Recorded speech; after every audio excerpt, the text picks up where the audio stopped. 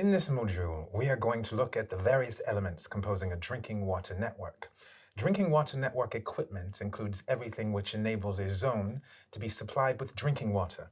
The drinking water network is confronted with two major problems. Firstly, it must be able to provide enough water to the zone, and secondly, water must be supplied with sufficient pressure. So, which elements enable these problems to be resolved? Well, we will firstly look at the utility of tanks and pipelines. We will then consider the question of pumps, and lastly, we will look at stabilizers, fire hydrants, and valve equipment. Let's begin by looking at tanks. Tanks are generally positioned at the start of the network and ensure several functions. They permit water to be stored, network pressure to be regulated, a water reserve to ensure drinking water supply. Several types of tanks exist: elevated tanks, above-ground tanks, underground tanks. Tanks must be emptied, cleaned, and disinfected once per year. We're now going to look at pipelines, which are pipes in which water flows in order to transport it. The length and diameter vary.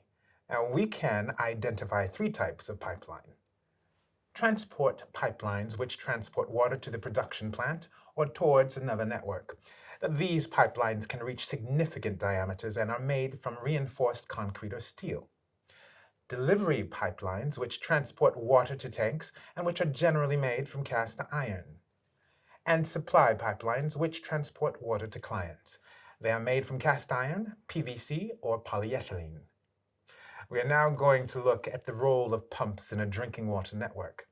Pumps enable water to be pumped from the catchment at the facility inlet or outlet in order to transport it towards the network.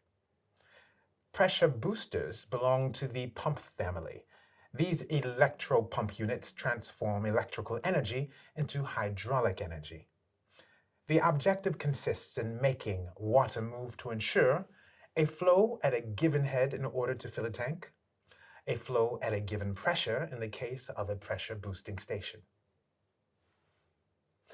Apparatus also exists to protect and regulate water during its transport. Now, this is the case of regulator valves, which, depending on their function, will permit a network to be protected from excess pressure with a downstream stabilizer, pressure to be maintained upstream with an upstream pressure stabilizer, management of a tank level, a flow on a network to be limited. Fire hydrants are standardized valve apparatus connected to an underground or protected pressurized water network and enabling the mobile equipment of firefighters to be connected at surface level. Let's lastly take a look at valves. Valves enable interventions to be carried out on the network in order to guarantee water supply. Several types of valves exist. We can mention the gate valve of a diameter of between 40 and 400 millimeters. These are direct passage valves. It is therefore impossible to regulate the flow or pressure. There are only two positions: open or closed. There is also the butterfly valve of a diameter of between 80 and 1200 millimeters, equipped with a demultiplier mechanism to facilitate its opening and closing in certain conditions. This model enables flow to be reduced. The points to be remembered with respect to the elements present on a drinking water network. 1. Tanks ensure that the stock of water is sufficient to guarantee a certain security at the level of supply and firefighting requirements. 2. Pipelines ensure the transport of water from the tank to inhabitants. Pumps enable pressure to be increased if need be. 3.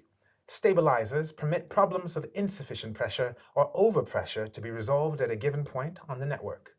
And 4. Lastly, valve equipment enables flow to be managed internally, and fire hydrants provide direct access to water in the event of a fire.